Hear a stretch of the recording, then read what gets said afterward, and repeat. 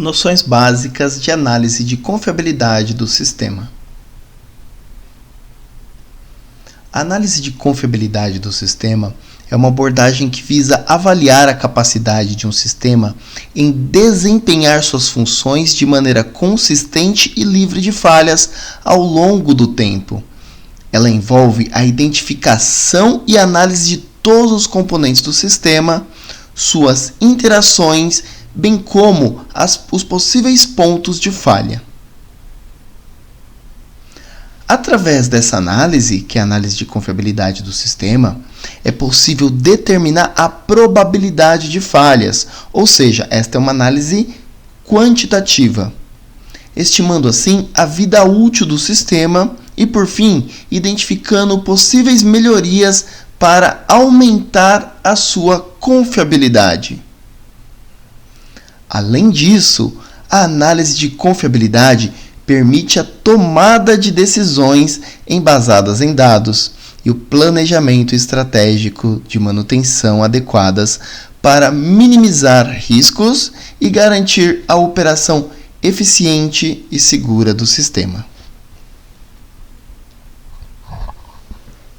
Na análise de dados de vida útil, de componentes e sistemas, bem como de outras atividades de teste, um dos objetivos principais é obter uma distribuição de vida útil que descreva o tempo de falha de componentes, subconjuntos, conjuntos ou sistemas.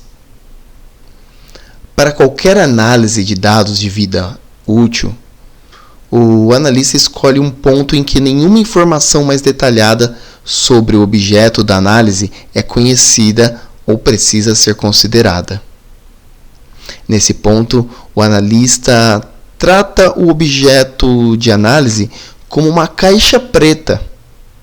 A seleção desse nível, por exemplo, componente, subconjunto, conjunto, sistema, determina os detalhes da análise subsequente. Isso é o que a gente chama de condição de contorno. Bom, então você precisa selecionar um ponto onde você vai fazer essa análise. Isso a gente chama de caixa preta, ou a tal da black box. A confiabilidade de um sistema, peça, produto, equipamento, sistema, diz respeito à probabilidade de que esse componente desempenhe corretamente as suas funções, pelo menos por um determinado tempo, que é o tempo especificado para que ele trabalhe efetivamente. Dentro de um conjunto de circunstâncias operacionais, chamados de condições normais de operação, a maior ou menor confiabilidade tem influência no preço e na escolha do consumidor.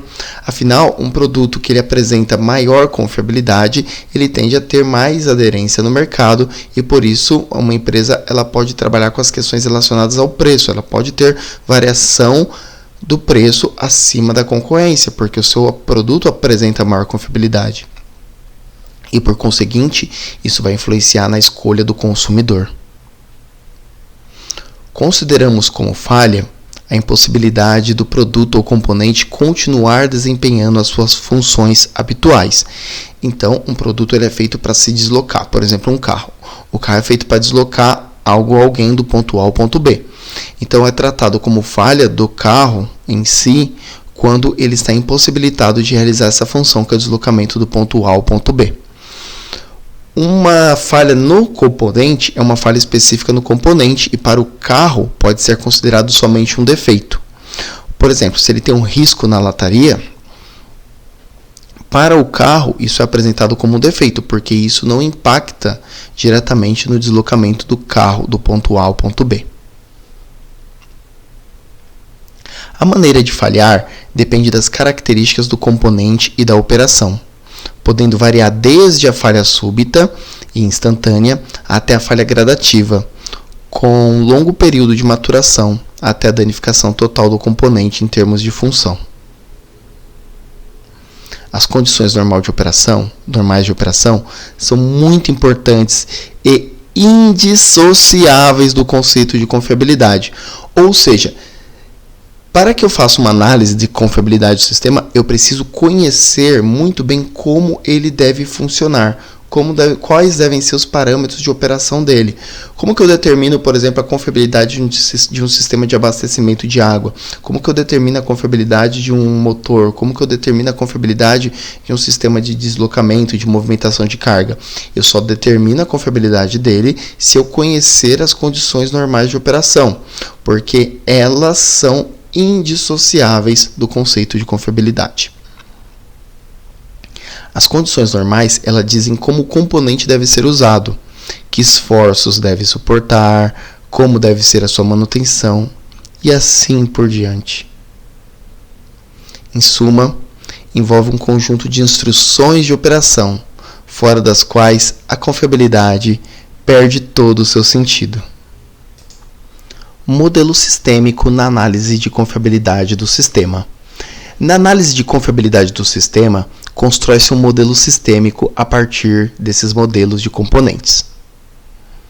Na análise de confiabilidade do sistema, preocupa-se com a construção de um modelo, no caso, a distribuição da vida útil, que represente o tempo até falha de todo o sistema, com base nas distribuições de vida útil dos componentes, subconjuntos ou conjuntos, que são as caixas pretas, a partir da qual é composta. Então agora a gente pode observar essa figura aqui, que é o modelo sistêmico da análise de confiabilidade do sistema. Então, ao observar essa figura, a gente percebe que a gente tem aqui uma espécie de um quadrado cinza contornado por uma linha tracejada. Então, esse quadrado cinza contornado por uma linha tracejada representa o meu sistema como um todo. Só que esse meu sistema, ele é composto por vários subcomponentes. Então imagine uma máquina, por exemplo, eu dei o exemplo do carro no vídeo, né? Então o carro ele é composto pelo sistema de transmissão, o sistema motriz. Ele é composto por vários elementos, né? Você tem os lubrificantes, você tem um combustível, você tem um sistema de ar-condicionado, você tem vários componentes dentro do carro. Então, vários desses componentes, eles estão representados aí por funções. Essas funções, elas podem ser variable, pode ser função exponencial, pode ser log normal. Então, cada componente, ele tem uma característica, muitas vezes distinta do outro, em relação à maneira como ele vai falhar. Tem componentes que eles vão representar uma curva normal. Tem componentes que eles vão ser representados por uma curva exponencial. Então, a falha é característica de cada componente. Ela é intrínseca à característica de cada componente. Então, nesse caso aqui, a gente tem um exemplo. Eu tenho o componente A, o componente D e o componente B. O meu componente A, ele é representado pela função variable, onde eu tenho o beta e o eta como representantes, né, como as variáveis desse meu sistema aí. Eu tenho o componente B, que ele é representado pela função log normal, onde eu tenho mi e sigma.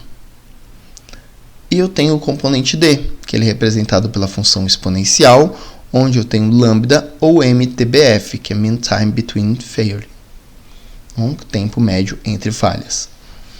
Isso compõe o meu sistema A, que, no caso, ele sofre uma variação da sua capacidade de funcionamento em função do tempo.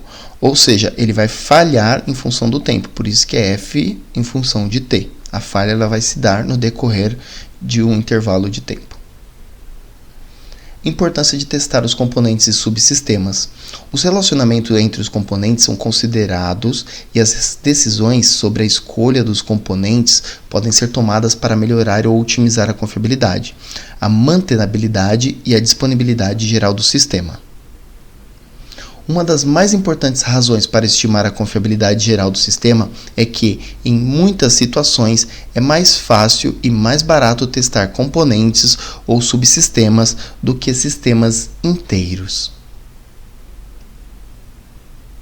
Vamos agora a alguns conceitos presentes na norma da Associação Brasileira de Normas Técnicas 5462 de 1994. Que vai fazer definições sobre confiabilidade, mantenabilidade e disponibilidade.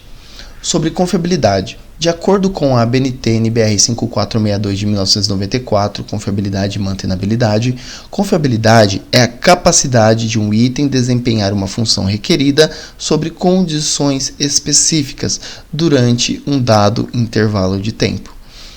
Lembrando que a confiabilidade ela é um indicador de manutenção quantitativo. Mantenabilidade. Conforme a norma ABNT NBR 5462 de 1994, mantenabilidade é a capacidade de um item sobre condições estabelecidas de uso de ser retido ou restaurado em um estado no qual ele pode executar suas funções requeridas, quando a manutenção é realizada sob condições estabelecidas e usando recursos e procedimentos prescritos. Expresso como tempo médio de reparo, MTTR, Mean Time to Repair. E disponibilidade. De acordo também com a norma ABNT NBR 5462 de 1994, a disponibilidade é a capacidade de um item estar em condições de executar uma certa função em um dado instante ou durante um intervalo de tempo determinado, levando-se em conta os aspectos combinados de sua confiabilidade, mantenabilidade e suporte de manutenção, supondo que os recursos externos requeridos estejam assegurados. Então, pessoal, essa foi a nossa aula introdutória sobre confiabilidade. Nesta aula especificamente eu falei para vocês sobre noções básicas de análise de confiabilidade do sistema. E aí, falei um pouquinho sobre o que seria confiabilidade, o que ela aborda, qual a importância de você fazer análise de confiabilidade e determinar a probabilidade de falhas de componentes, subcomponentes, sistemas e conjuntos, e também a importância da análise da confiabilidade na tomada de decisões do gestor ou dos gestores. Falamos sobre o que são componentes, subcomponentes, conjuntos ou sistemas, a importância de fazer essa análise e entender o ciclo de vida.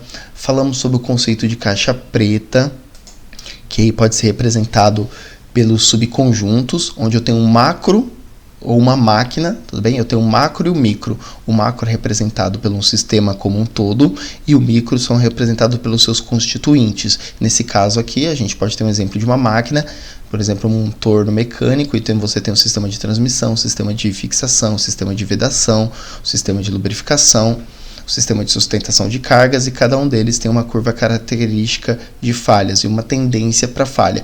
Nesse caso aqui, podendo ser representada pela variable, exponencial ou log normal.